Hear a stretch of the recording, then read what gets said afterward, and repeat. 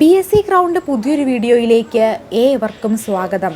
ഇന്നത്തെ ക്ലാസ്സിൽ നമ്മൾ സാമൂഹ്യശാസ്ത്രം, അതായത് സ്റ്റാൻഡേർഡ് 5 സാമൂഹ്യശാസ്ത്രം ഫസ്റ്റ് ചാപ്റ്ററും സെക്കൻഡ് ചാപ്റ്റേഴ്സിലെ കുറച്ച് പോർഷൻസാണ് ഇന്നത്തെ ക്ലാസ്സിൽ നമ്മൾ എടുക്കാൻ പോകുന്നത്.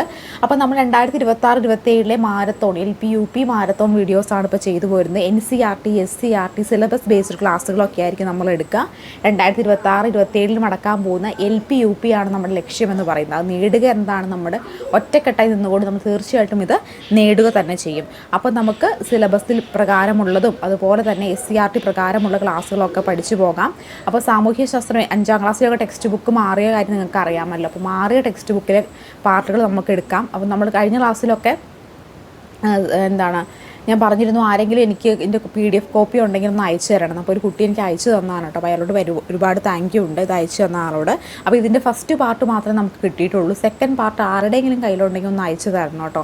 എന്നാലാണ് സെക്കൻഡ് പാർട്ടിലെ വീഡിയോ നമുക്ക് എടുക്കാൻ പറ്റുള്ളൂ. ഒരുപാട് തപ്പിയിട്ടും പക്ഷേ അത് കിട്ടുന്നില്ല. ഫസ്റ്റ് പാർട്ട് കിട്ടിയിട്ടുണ്ട്. സെക്കൻഡ് പാർട്ട് ആരുടെയെങ്കിലും കയ്യിലുണ്ടെങ്കിൽ ദയവ് ചെയ്ത് നിങ്ങൾ സോഷ്യൽ സയൻസിൻ്റെ സെക്കൻഡ് പാർട്ട് 5ാം ക്ലാസ്സിലെ അപ്പോൾ മാറിയ ടെക്സ്റ്റ് ബുക്കിൻ്റെ PDF ഒന്ന് അയച്ചു തരണം കേട്ടോ. അപ്പോൾ ആരുടെയും കയ്യിലുണ്ടെങ്കിൽ ഒന്ന് കമൻറ്റ് ചെയ്യാൻ മറക്കരുത്. അപ്പോൾ നമുക്ക് ചാനൽ കാണുന്നവരുണ്ടെങ്കിൽ ഒന്ന് സബ്സ്ക്രൈബ് ചെയ്തുകൊണ്ട് കൂടി നമ്മളെ ഒന്ന് സപ്പോർട്ട് ചെയ്യണം കേട്ടോ. ഇതിൽ നമ്മൾ മൊത്തം എത്ര ചാപ്റ്റേഴ്സ് ഉണ്ടെന്ന് ആദ്യം നോക്കാം. ഫസ്റ്റ് പാർട്ടിൽ 6 ചാപ്റ്ററാണുള്ളത്.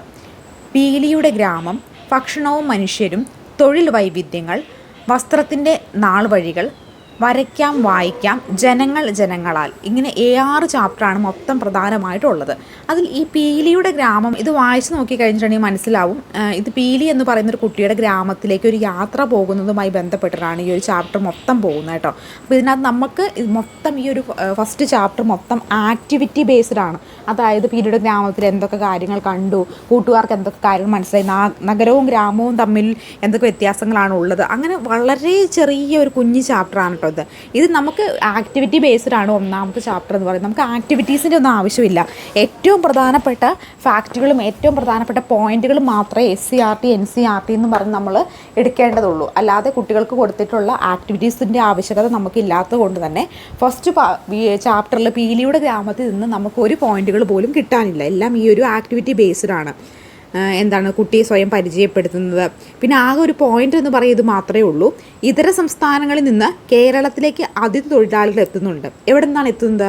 ആസാം, ബീഹാർ, പശ്ചിമ ബംഗാൾ, ജാർഖണ്ഡ് എന്നീ സംസ്ഥാനങ്ങളിൽ നിന്നുമാണ് ഇവർ കുടുംബമായിട്ട് ഇവിടെ വന്ന് താമസിക്കുകയും ചെയ്യുന്നു എന്നൊരു ഈ ഒരു കോട്ട് മാത്രമേ ഇതിനകത്തൊരു പോയിൻ്റായിട്ട് പറയാനായിട്ടുള്ളൂ. ബാക്കി ഒട്ടും പോയിന്റുകൾ ഇല്ലാത്തൊരു ചാപ്റ്ററാണ്. ഇതര സംസ്ഥാനങ്ങളിൽ നിന്നും കേരളത്തിലേക്ക് അതിഥി തൊഴിലാളികൾ എത്തുന്നുണ്ട്. ആസാം, ബീഹാർ, പശ്ചിമ ബംഗാൾ, ജാർഖണ്ഡ് എന്നിവിടങ്ങളിലാണ് അതിഥി തൊഴിലാളികൾ കേരളത്തിലേക്ക് എത്തുന്നത്.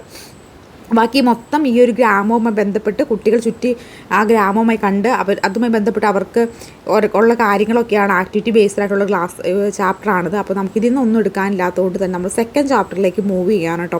അപ്പോൾ ഇത് വായിച്ച് നോക്കിക്കഴിഞ്ഞാൽ നിങ്ങൾക്കത് മനസ്സിലാവും. ഒന്നും തന്നെ നമുക്കിതിനകത്ത് പോയിൻ്റായിട്ടോ ഒരു ഫാക്റ്റായിട്ടോ എടുക്കാനായിട്ട് ഇല്ല. നമുക്കപ്പോൾ ഇതിൻ്റെ ആക്ടിവിറ്റീസ് ഒന്നും ആവശ്യമില്ലാത്തതുകൊണ്ട് തന്നെ നമ്മൾ സെക്കൻഡ് ചാപ്റ്ററിലേക്ക് മൂവ് ചെയ്യും. ഭക്ഷണവും മനുഷ്യരും എന്താണ് സെക്കൻഡ് ചാപ്റ്ററിൻ്റെ പേര്. ഇതിൽ കുറച്ച് കാര്യങ്ങളൊക്കെ നമുക്ക് ഫാക്റ്റായിട്ടും പോയിൻ്റായിട്ടും ഒക്കെ പഠിക്കാനുണ്ട്. ആദ്യം നമുക്ക് ഭക്ഷണ സമ്പാദനം എന്താണെന്ന് നോക്കാം. എല്ലാ ജീവികൾക്കും ഭക്ഷണം ആവശ്യമാണ്. ആദിമകാലത്ത് ഇലകൾ, പഴങ്ങൾ, കിഴങ്ങുകൾ, ധാന്യങ്ങൾ എന്നിവയായിരുന്നു ജീവികളുടെ ഭക്ഷണം. കൂടാതെ ചില ജീവികൾ മറ്റു ജീവികളെ കൊന്നും ഭക്ഷിക്കുകയും ചെയ്തിരുന്നു. മനുഷ്യരും ആദ്യം അങ്ങനെ തന്നെയായിരുന്നു. ആദ്യം മനുഷ്യരുടെ ഭക്ഷണ സമ്പ്രദായം സൂചിച്ചിട്ട് ചിത്രങ്ങളാണ് മുകളിൽ കൊടുത്തിരിക്കുന്നത്. അപ്പോൾ ഇവിടെ ആദ്യം മനുഷ്യൻ എങ്ങനെയൊക്കെ ആയിരുന്നു? വേട്ടയാടിയിട്ടുണ്ടായിരുന്നു. വേട്ടയാടി അവരുടെ കയ്യിലുള്ള അമ്പും ബില്ലും ഉപയോഗിച്ച് വേട്ടയാടിയും ആ അമ്പും ബില്ലും ഉപയോഗിച്ച് മത്സ്യം പിടിച്ചുമൊക്കെ ആയിരുന്നു പണ്ടത്തെ കാലത്ത് ഭക്ഷണം ശേഖരിച്ചിരുന്നത്. അതൊരു കായ്കനികളൊക്കെയാണ് അവർ ഭക്ഷിച്ചുകൊണ്ടിരുന്നുണ്ടായിരുന്നത്. ഇനി തീയും ഭക്ഷണവും. വേട്ടയാടിലൂടെ മറ്റും ലഭിച്ച ഭക്ഷ്യ വസ്തുക്കൾ ആദ്യ മനുഷ്യൻ പാകം ചെയ്താണോ കഴിച്ചുണ്ടാകുന്നത്?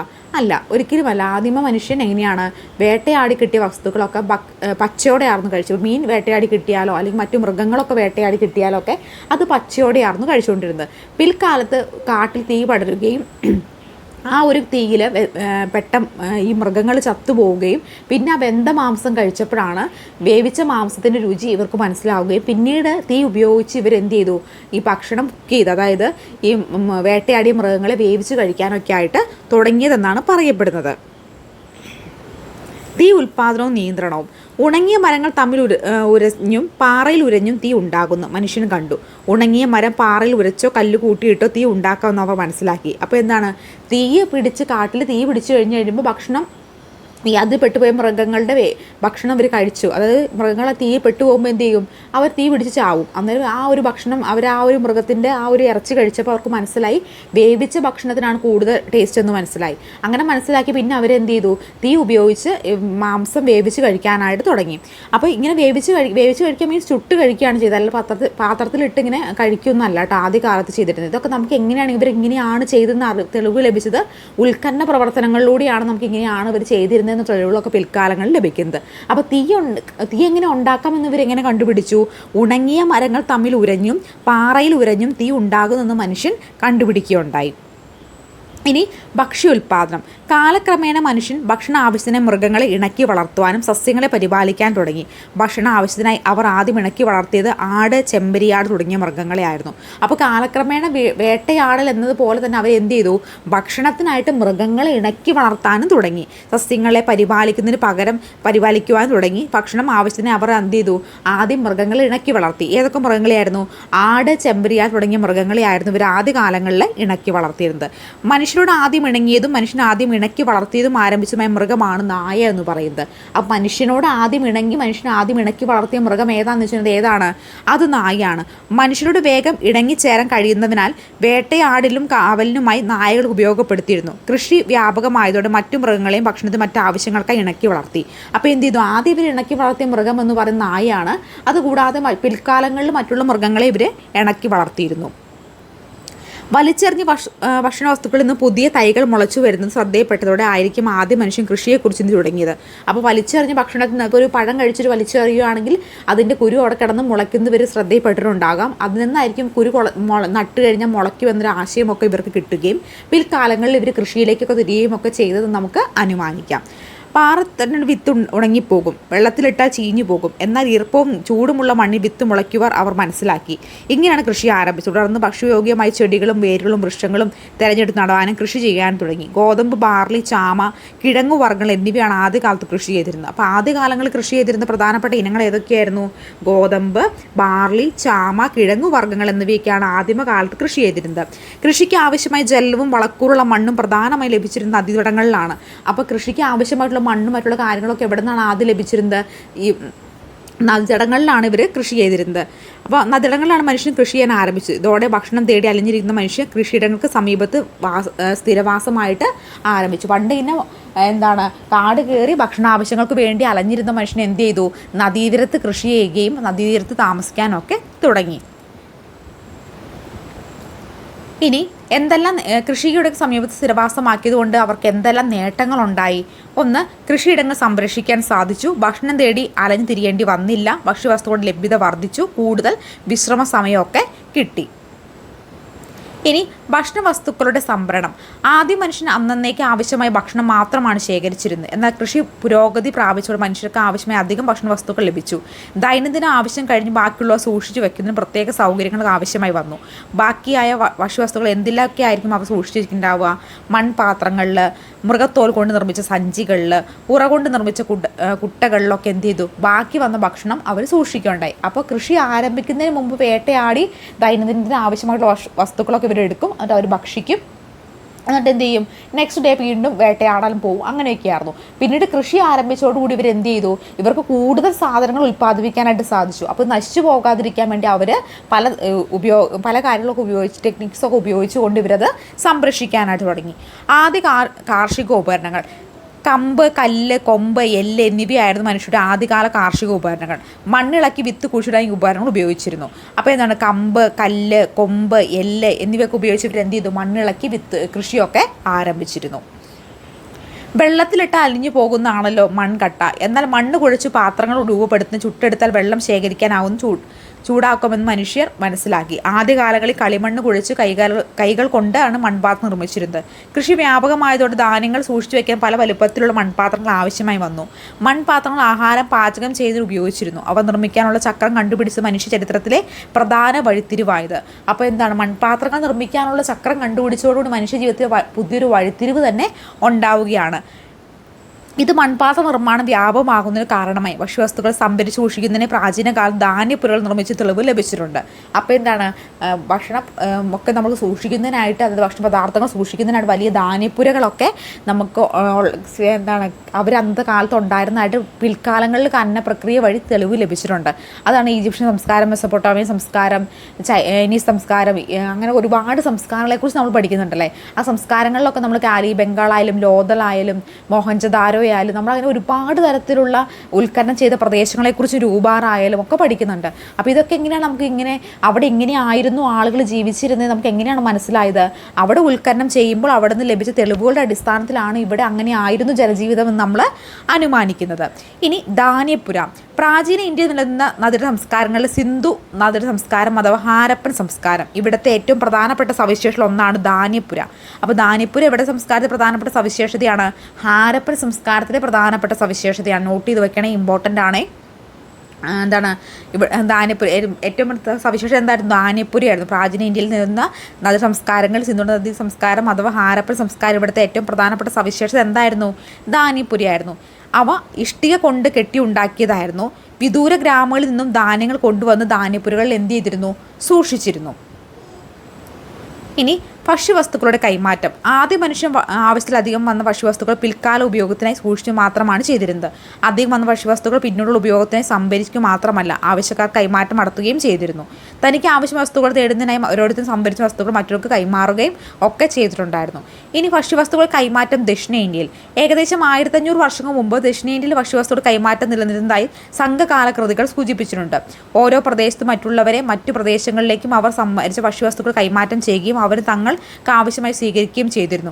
കടൽ തീരത്ത് താമസിച്ചിരുന്ന മറ്റു പ്രദേശങ്ങളിലേക്ക് ഉണക്കിയ മത്സ്യവും ഉപ്പും കൈമാറി. പകരം മറ്റുള്ള നിന്ന് ഭക്ഷണ വസ്തുക്കളും വനവിഭവങ്ങളും സ്വീകരിച്ചിരുന്നു. വനപ്രദേശങ്ങളായോ ഇതര പ്രദേശങ്ങളിലുള്ള വനവിഭവങ്ങൾ കൈമാറി. സമുദ്രങ്ങളിൽ താമസിച്ചിരുന്നവർ തങ്ങളുടെ കാർഷിക ഉൽപ്പന്നങ്ങൾ ഇതര പ്രദേശങ്ങൾക്ക് കൈമാറിയുണ്ടായി. അപ്പോൾ എന്താണ്, ഇതൊരു ബാറ്റർ സിസ്റ്റമാണ് ഇവിടെ പറയുന്നത് അല്ലേ. ഒരു വസ്തു കൊടുത്ത് മറ്റു വസ്തു വാങ്ങുന്ന രീതി. അപ്പോൾ കടൽ മേഖലകളിൽ താമസിച്ചിരുന്ന അല്ലെങ്കിൽ കടലോര മേഖലകളിൽ താമസിച്ചിരുന്നവർ എന്ത് ചെയ്തു? ഉപ്പ് കൊടുത്ത് അതുപോലെ ഉണക്കമീൻ കൊടുക്കും. അപ്പം മറ്റുള്ള കൃഷി ചെയ്തിരുന്ന ആളുകൾ മറ്റുള്ള അരിയായിരിക്കും ചിലപ്പോൾ കൊടുക്കുന്നത്. അപ്പോൾ പരസ്പരം എന്ത് ചെയ്തിരുന്നു?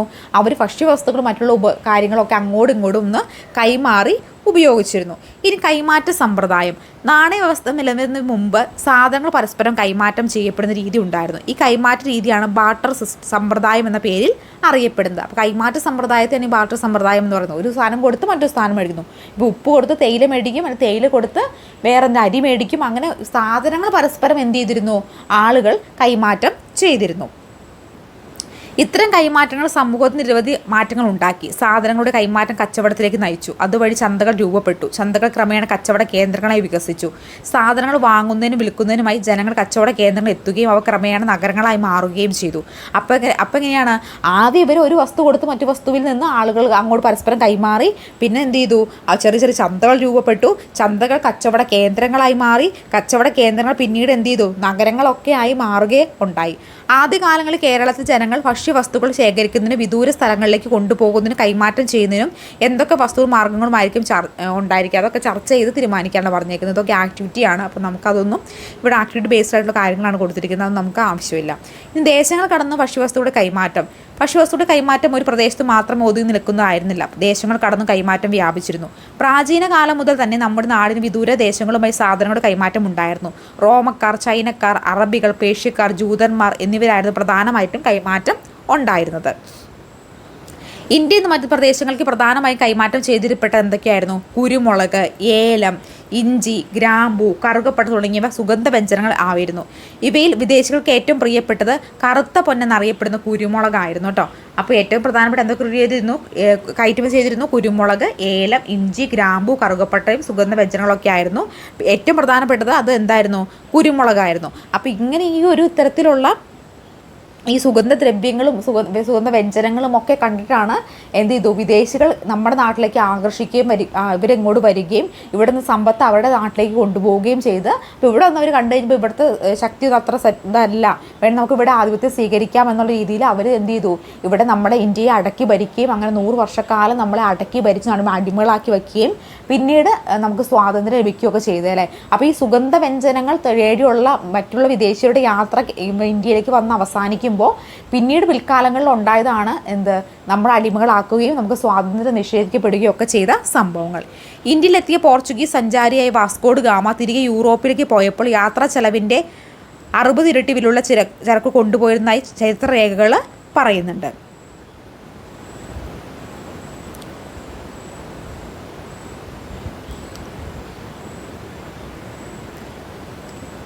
പിന്നെ കച്ചവടത്തിന് വ്യാപകം പിൽക്കാലത്ത് വിദൂര ശേഖരണം തമ്മിലുള്ള ഭക്ഷ്യവസ്തുക്കൾ കൈമാറ്റം നയിച്ചു. ഇത്തരം ഭക്ഷ്യവസ്തുക്കൾ ഫലപ്രദം ഇന്ത്യയിൽ പ്രചാരത്തിൽ വന്ന ഭക്ഷ്യവസ്തുക്കൾ ഏതൊക്കെയാണെന്ന് നോക്കാം. അപ്പോൾ ഇങ്ങനെ അവരിവിടെ സുഗന്ധ വ്യഞ്ജനങ്ങളൊക്കെ കൊണ്ടുപോയി പിന്നീട് അവർ പിൽക്കാലത്ത് ഇവിടെ വന്ന് ആധിപത്യം സ്ഥാപിക്കുന്ന സമയങ്ങളിൽ അവരുടെ നാട്ടിൽ നിന്ന് ഒരുപാട് സാധനങ്ങൾ ഇങ്ങോട്ട് കൊണ്ടുവന്നിട്ടുണ്ട്.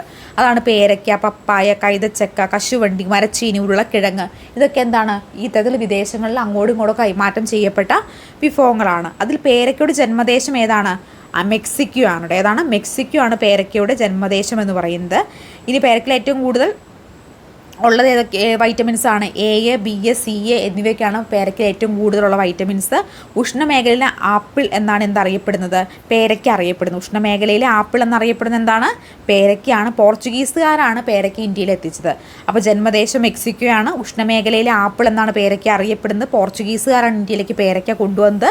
വൈറ്റമിൻ എ, ബി, സി എന്നിവയൊക്കെ പേരയ്ക്കയിൽ അടങ്ങിയിട്ടുണ്ട്. ഇനി ഭക്ഷണവും അസമത്വവും. ഭക്ഷണം ബന്ധപ്പെട്ട് നമ്മുടെ നാട്ടിൽ പലതരത്തിലുള്ള അസമത്വങ്ങൾ നിലനിരുന്നു.